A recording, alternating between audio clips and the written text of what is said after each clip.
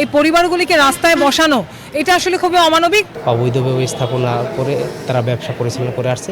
এইখানে আসছি আজকে 30 থেকে 40 বছর ধরে। এইখানে 15টা ফ্যামিলি 15টা দোকান চালিয়ে আসছে, তাদের রুজি রোজগারের জায়গা।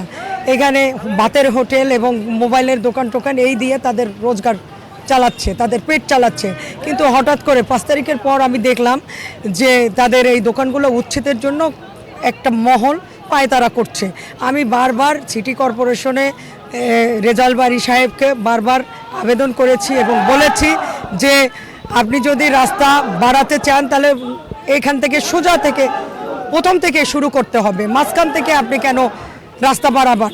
আর রাস্তার উপর তো দোকান পড়ে না, এখানে দোকান অনেক পিছনে পড়ছে, রাস্তার অনেক সাইডে, এবং এটা সিটি কর্পোরেশনের জায়গাও না, এটা পাবলিক হেলথের জায়গা।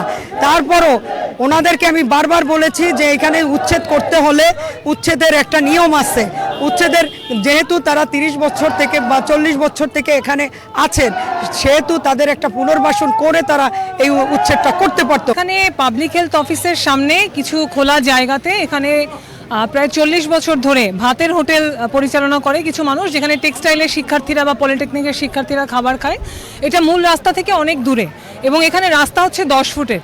15 ফুট রাস্তা যদি হয় তাহলে সেই দোকানগুলি সেই রাস্তার মধ্যে পড়ে, এছাড়া আসলে পড়ে না।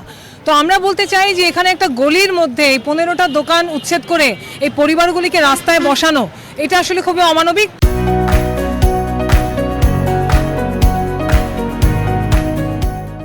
পুনর্বাসন ছাড়া আমরা এই উচ্ছেদের বিরোধিতা করছি। আমরা বলতে চাই যে দেখেন, সিটি কর্পোরেশন তো জনগণের প্রতিষ্ঠান, এখানে যারা বসেন তারা জনগণের সেবা করার জন্য বসেন। কিন্তু যদি কোনো আমলা সেখানে বসে মনে করেন যে তিনি তার একটা ব্যক্তিগত সম্পত্তি পেয়েছেন, যেটাকে তিনি তারা ইচ্ছামতো ব্যবহার করবেন, সেটা আসলে আমার মনে হয় যে সেটা একটা ভুল চিন্তা।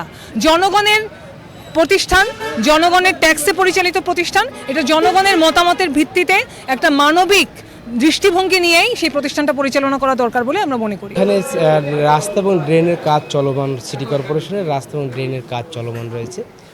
তো 15 ফিট রাস্তা এবং ড্রেনের কাজ চলমান রয়েছে। কিছু দোকান অস্থায়ীভাবে বহুদিন ধরে এই রাস্তার উপরেই অবৈধভাবে স্থাপনা করে তারা ব্যবসা পরিচালনা করে আসছে। আমরা তাদের বারবার উঠে যাওয়ার জন্য বলা সত্ত্বেও তারা উঠছে না, কিন্তু আমাদের এই কাজ বাধাগ্রস্ত হচ্ছে। আমরা রাস্তার কাজ সম্পন্ন করতে পারছি না। আমরা রাস্তার কাজ জনস্বার্থে সম্পন্ন করার জন্য আজকে এই অবৈধ উচ্ছেদ পরিচালনা করার জন্য আসছি, কিন্তু যারা অবৈধভাবে আছে তারা এই কাজে বাধা দিচ্ছে না। আমরা এই অবৈধ যে স্থাপনাগুলো আছে রাস্তা কাজের সম্পন্ন করার উদ্দেশ্যে আমরা এদের অবৈধ উচ্ছেদ পরিচালনা করে যাব।